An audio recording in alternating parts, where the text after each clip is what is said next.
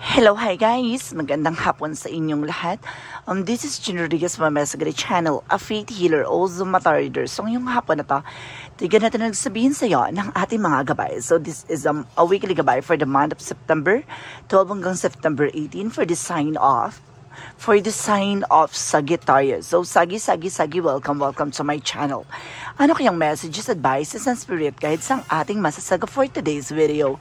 Kanino kayang energy or kaganapan sa buhay ng mga Sagittarius ang ating mga kilap? So guys, this reading is a general reading lamang, hindi lahat makaka-resonate. Kunin lamang po makaka-relate sa inyo. And comment down below kung kaninong energy ang ating nasaga. Because don't forget to like and subscribe my channel and hit the notification bell for more videos update. And of course, maraming salamat po sa mga walang sawang pagsuporta sa aking channel. Lalo na ang hindi nag-skip ng ads na way pagpalain kayo ng Diyos at may kapal, siksik, liglig na gumapong nabiyayang manang balik sa inyo. So let's see guys, what is the messages advice sa'yo ng ating angel spirit for the sign of Sagittarius? So let's see and watch this. Ano kaya ang kaganapan sa buhay ng mga Sagittarius ang ating malalantad at may lalahad? Ito na, halo kayo at bubulabugin na natin yan. Angel spirit, please give me information po.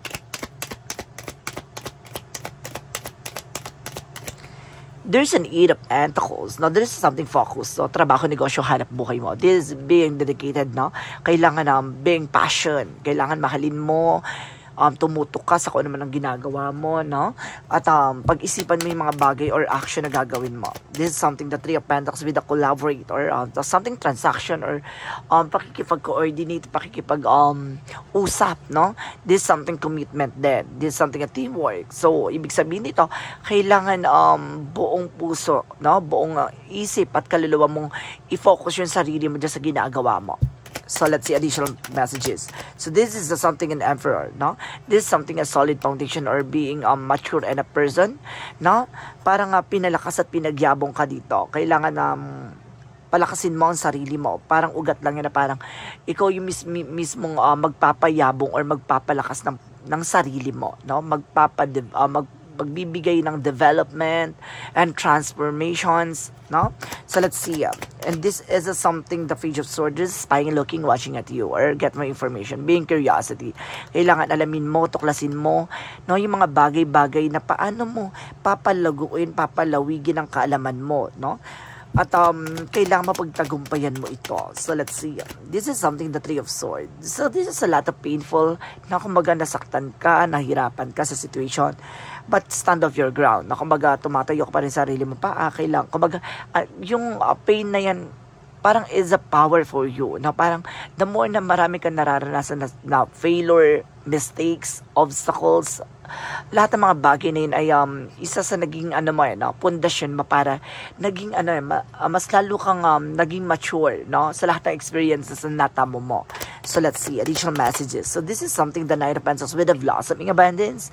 So maaring lumago at lumakas yung finances mo dahil dito sa mga pinagdaanan mo, hindi na para, kumbaga hindi na siya bago sa iyo, no? Kung kaya mo na siyang i-manage, kaya mo na kontrolin yung emotions, and of course parang hindi ka na basta-basta nawawala ng kumpiyansa. Kumbaga, it's normal for you for this, na parang hindi na bago lahat ng mga nangyayari sa'yo. At kaya mo nang paikutin, no? Yung mga kaganapan sa'yo. So, let's see what is the 8 of Pentacles represent the Justice card. So this is something a balance. So kailangan mo maging balance, emotional at practical. So this is something a consequences, no?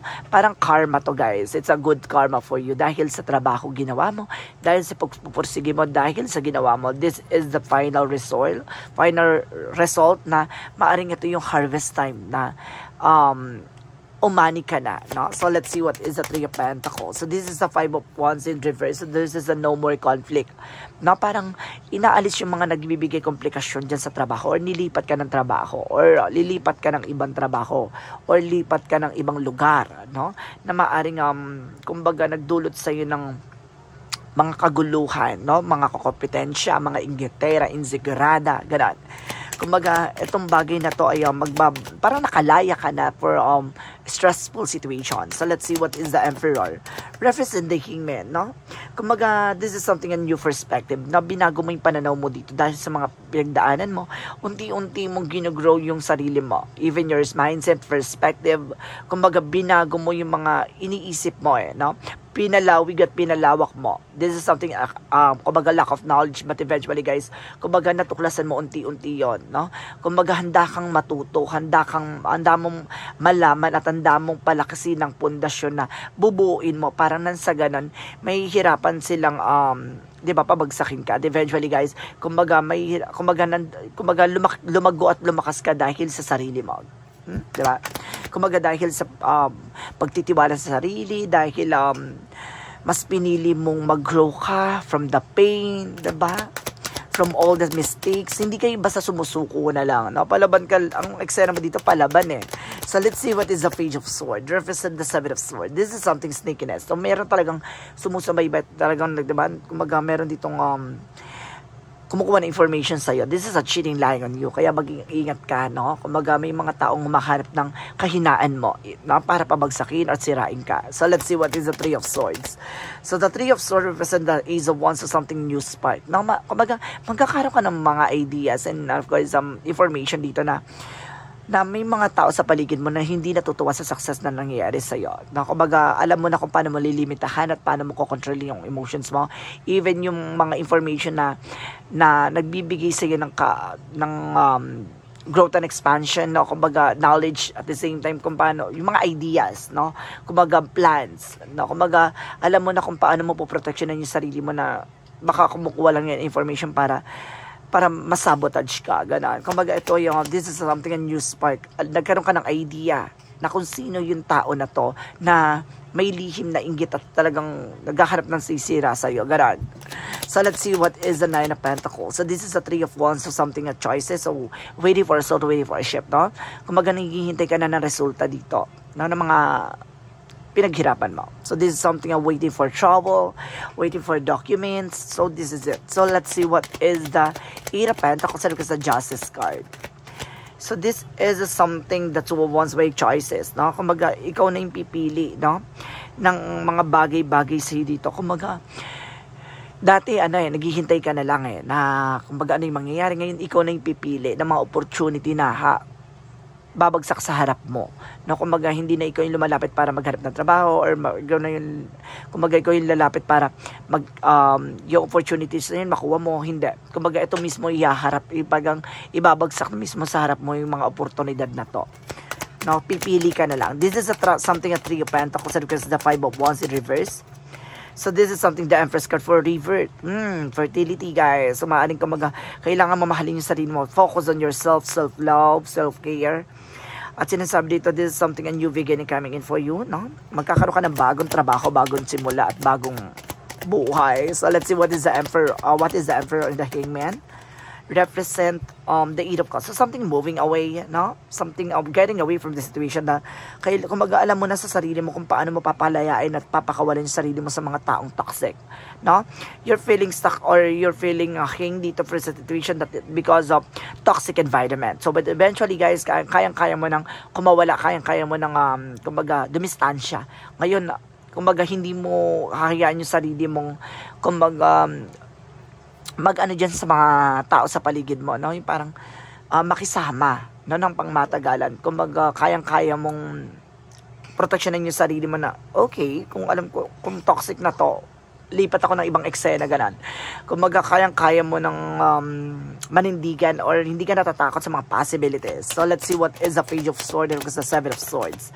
This is the higher fight. Natuto ka na no? Natuto ka na sa mga sabotahe, sa mga manluloko, sa mga sinungaling. Kumbaga, alam mo na yung katotohanan, no? Kumbaga, nagsisinungaling pa lang sila pero alam mo na. Anong gano'n? Nagkaroon ka na ng idea or something hindi na bago sa yung mga ganong pamamaraan nila.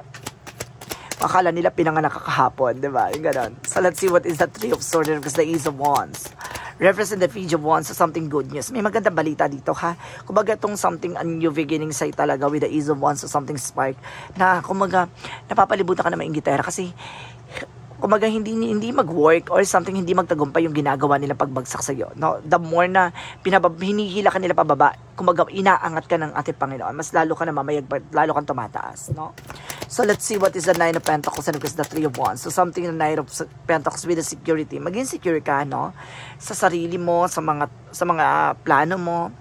No, this is something a solution. Kumbaga kayang-kaya mo ng solusyonan or kayang-kaya mo ng tapusin, no, yung mga problema pinagdadaanan mo. Parang easy na lang sa'yo, no, yung mga struggles, experiences na nangyayari sa'yo, and even sacrifices, parang napakadali na sa'yo dahil sa mga pinagdaanan mo. So let's see what is the outcome. The outcome is the Two of Swords. So this is something indecision. May mga bagay na nahihirapan ka mag-decide ngayon, no, parang kumbaga confused ka pa. Parang kini-clear out mo or gusto mo pa malaman muna bago ka mag-take ng action. And this is something, the Ace of Swords, but this is a breakthrough. And this is a clarity. Maliliwanagan ka, no? At kumbaga makakapag-decision kasi malalaman mo. At this is the Nine of Wands for slowly but surely. Kumbaga nagiging kalmado ka, no? Para or sinasabi na kailangan maging kalmado, masyadong magiging tension na magiging emosyon mo dito, no? Kumbaga tataas yung yung emosyon. So kailangan pababain yung tension dito na kailangan maging mahinahon, huwag maging padalos-dalos, ganun. Kumbaga pag-isipan. So let's see what is additional messages about sa career. Pagdating sa career mo, this is something a Six of Pentacles with a giving, receiving something by the universe, no? Magtutuloy-tuloy na about sa finances. This is something a Ten of Pentacles with the long term. Pang matagalang daw ito pagdating sa finances mo, magkakaroon ka ng lot of resource of income. No, kumbaga, this is a financial windfall rather. No, kumbaga lalakas-lalago ang iyong finances. Pagdating sa career, pagdating sa love life, this is a Three of Cups with a third party. Oh. And because this is something that Chariot card, you need to take an action. Putulin mo yung mga nagsisilbing inggitera, no? Yung sisira ng kaligayahan mo pagdating sa love life.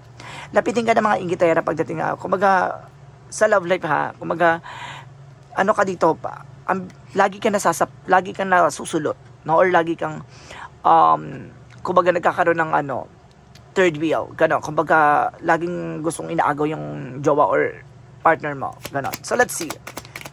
And this is something Five of Cups by something acceptance. Na kumbaga unti-unti, kumbaga natatanggap mo naman eventually. Kumbaga kapag gano'n na nangyari, natatanggap mo na siya kagad eh. No, kumbaga kailangan mo lang mag-take ng action.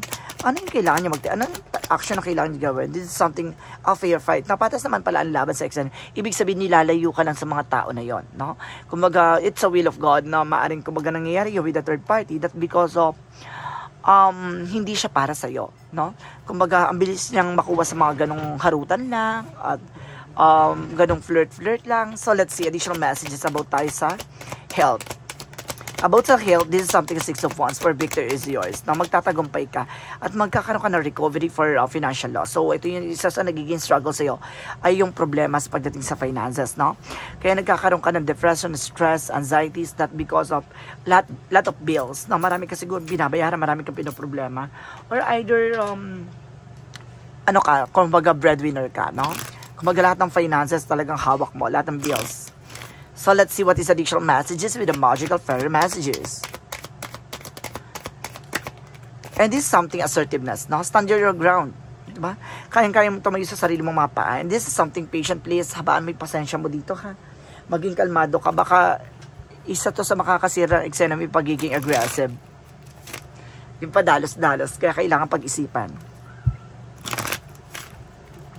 Let's see what is the synchronicities.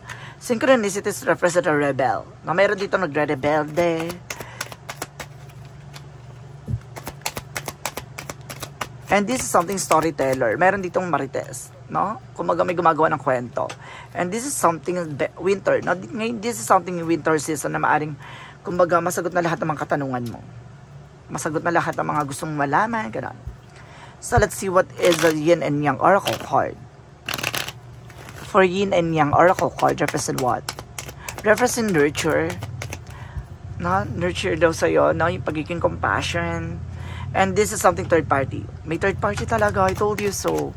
Lapitin ka ng third party and this is something reunion. Meron ditong magkakabalikan, reconciliation, ha? Pero matuto ka, no? Pag alam mong niloko ka dahil sa ganitong eksena, wag mo nang balikan. No? Kasi uulit-ulitin pa rin yun. And this is something the sun with the empowerment, no? Kumbaga, binibigyan kalakasan dito na kumbaga, maliliwanagan ka sa lahat ng mga bagay na nangyayari sa'yo. So, let's see what is the Romance Angel surface and what.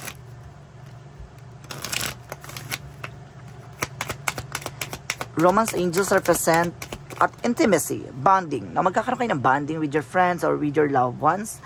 And this is something toxicities. Now, see, I told you, this is a karmic relationship. Kaya siguro din ililayo sa'yo yung person mo is something a karmic. Na toxic ang inyong relationship. Obsession, paranoid, no? And this is something, secret admirer. Meron tayong may gusto sa'yo, ha? Baka magkaroon ka ng new love here.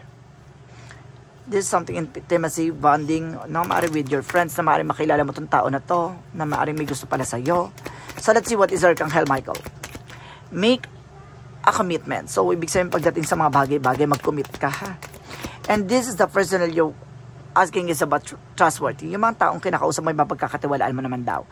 And explore your options, no? Kumbaga, yung mga choices mo sa buhay, explore mo yan para na sa ganun, mas lumawak pa yung kaalaman mo. Let's see what is the Romance Angels, no? Romance Angels are present na give your relationship a chance. Na pagdating sa relationship, kailangan nyo pa rin daw ng second chance, no? And this is something financial and career, no? Kumbaga, malaking factor dito. Depende kasi sa situation yan, guys. Kung kailangan pa, kung deserve naman ng second chance, why not? Diba? Pero kung hindi deserve ang second chance, dahil tigil-tigilan mo. So, let's see what is the Angel's answer. Angel's answer is in what? So, this is something don't stop. Now, wag kang hihinto. Wag kang titigil. Take an action. Kailangan mong kumilos, no? Kailangan mong gumalaw. Kailangan mong baguhin, no? Ang mga nakasanayan or nakasira, no? Ng iyong tiwala, ng iyong ginagawa. This is something, there is something better, no? Pag may mas maganda pang dahilan, kaya nangyari yan. So, let's see what is additional messages for the chakra. For the chakra represent trickery, manloloko, mapanlinlang, mag-ingat ka lamang, no? Kung mag-ingat ka sa mapanlinlang, manloloko, this is something in peace, no? Hinaharangan yung pag-grow mo, o may taong gumaharang sa eksena mo, no? Kaya siguro nagkakaleche-leche ang eksena pagdating sa love life and career. And even sa health, this is something gratitudes, no? Be thankful sa lahat ng nangyayari sa buhay mo. It's something instrument with a God, no? Nangyayari yan dahil, kumbaga, will yan ni God, will yan ng ating Panginoon na dahil, kumbaga, meron siyang valid reason kaya nangyayari sa buhay mo. Kumbaga, kailangan mo muna pagdaanan niyan, kailangan mo ma-realize kung anong lesson na ibinibigay o pinababatid ng ating gabay. And this is something enlightenment, no? Maliliwanagan ka. Kumbaga, bibigyang linaw lahat ng mga bagay-bagay na feeling mo napakalabo, no? Parang hindi mo mapinpoint kung ano yung pinanggagalingan, but eventually, guys, dito ay paglilinaw na maliliwanagan ka. And this is something Danzelio, no? With the environment, no? Kalakasan, and this is something perseverance. Kailangan mo magtiyaga. No? Kung yung isang bagay na to ay deserve mo, pagtiyagaan mo, kumbaga, wag mong hayaan mawala. This is something as awakening, no? Pagmulat, no? Kumbaga, kaliwanagan or kamulatan sa mga bagay-bagay. This is something project and renewal, no? Pagdating sa negosyo, hanap buhay mo ba, kumbaga magkaroon ng bagong simula or bagong bukas dyan, bagong trabaho, bagong opportunity. This is something spiritual activation. Ina-activate about sa spirituality that this is something wrong about sa spiritual, no? May kinalaman din, malaking factor din ang kinalaman sa spiritual. Baka may mga maling pwesto or maling position, no, ng inyong sa tahanan, kaya nagkakaproblema for a family, no? Kaya nagkakaroon ng family problem that because of maling pwesto ng mga pintuan, maling pwesto ng mga bintana. Kasi this is something open portal na nagki-create ng negative outcome. So, let's see what is additional messages. So, let's see what is additional messages. And of course, this is something inner Earth. Now, this is something you'll survive this. New solution and beginning. Na magkakaroon ka na raw ng mga solusyon at bagong simula. Oh. And this is something baby step with an action and follow your intuition. No? Kumbaga, kailangan mo mag-take ng action at makinig ka sa yung gut feeling and even your instinct. No? Kumbaga, kung may kabaka or mayroon kang hinala sa gantong eksena, na malakas ang kutob mo doon ng gagaling eksena na yon. Take action for that. So, let's see what is additional messages. And this is something discipline. Kailangan mo rin ng disiplina sa sarili mo, ha? And because this is something judgment for a wake of call or inner calling. Na you need to pay attention kung ano yung nangyayari behind your back or behind the scenes, no? So, let's see what is additional messages. Kasi may mga bagay dyan na nasa harap mo na yung kasagutan pero nagbubulag-bulagan ka pa rin. Or either, kumbaga hindi mo kasi nakikita yung sagot na yun sa harap mo kasi may tinitignan kang ibang bagay, no? Sa iba ka nakafocus. Kaya yung nasa harap mo, ini-ignore mo. So, let's see what is additional messages. So, this is something animal, no? Some of you guys, animal lover. And this is something nutrition. Kailangan mo na fruit and vegetables.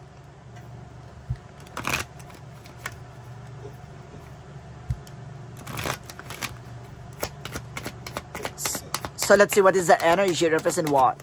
Energy is an envy, ego, pride, no? And toxic or negativities. And this is something door to their personal healing and happiness na bukas ang pintuan para sa kagalingan at kaligayahan dito. So let's see what is additional messages with an angel spirit guides. And this is something fresh air na kailangan nyo ng sariwang hangin.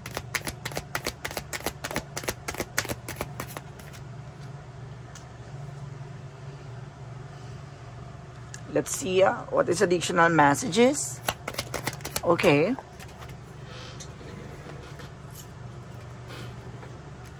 Good night sleep. No, maaaring sasarap na ang tulog nyo dito. So let's see what is the Monsology. And this is communication is the key. So kailangan nyo rin makipag-communicate na maayos, makipag-usap na maayos. No? Iwasan nyo yung umiiwas, no, sa problema, kailangan yung harapin yon. And expect the powerful change, no?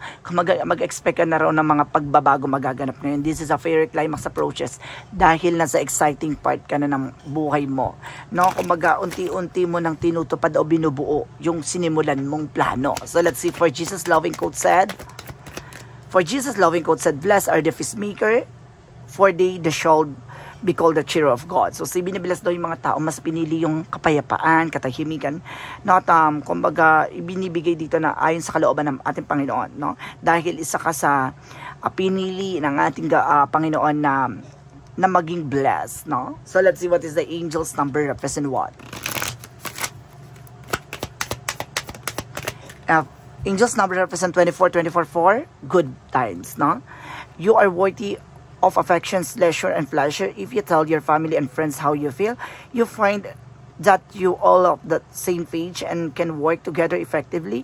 Many people are rooting for you. If you spread love, it will find its way back to you multiplied. So see, kailangan there's something teamwork. Na kumbaga kailangan mag-open up ka with your families, no?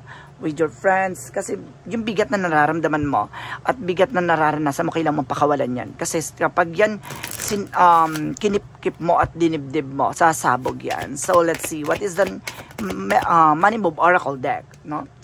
So this is something public spaces, no? Kumbaga, it's okay to be yourself. Maging totoo ka sa sarili mo. Follow your heart, become who you want to be, and earn up your reputation, no? Maging totoo ka at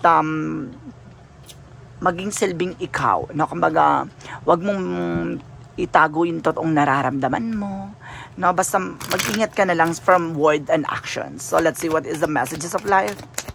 And I discover who I am, no? Oh my God. So parang pinapakita dito na tuklasin mo, no? Alamin mo pa yung sarili mong kaalaman at kakayanan, no? Pagyayabungin at para magkaroon ka na evolution of yourself, no? Parang unti-unti mo nang tutuklasin yung kaya mo palang gawin to, or meron ka palang ibubuga sa ganito, yung meron ka pa palang, kaya mo palang yung bagay na ito, may alam ka pala sa ganito.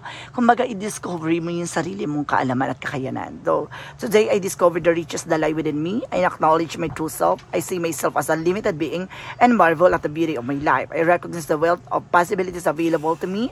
As a being of the light, as I learn who I am, I recognize the divine with me. So see, kumbaga unti-unti mo na matutuklasan yung sarili mo.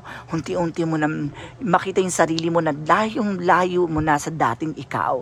No, dating ganito ka lamang, na wala kang, kumbaga wala kang muang sa mga gantong bagay. Kumbaga ngayon, kumbaga na-unlock mo yung knowledge na ganon. Kaya parang this is something information na parang na-develop ka, nagkaroon ka ng transformation at naging better version of yourself. So guys, this is something a weekly gabay for the month of September 12 hanggang September 18 for the sign of Sagittarius. So, Sagi, maraming salamat for this wonderful reading. So, once again, this reading is a general reading namang hindi lahat makaka-resonate, kundi lamang pa makaka-relate sa inyo.